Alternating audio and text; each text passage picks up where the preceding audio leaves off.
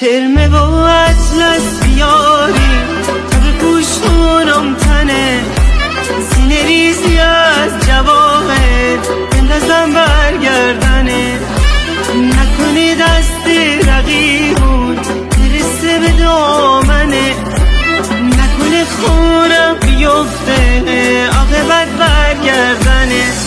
آی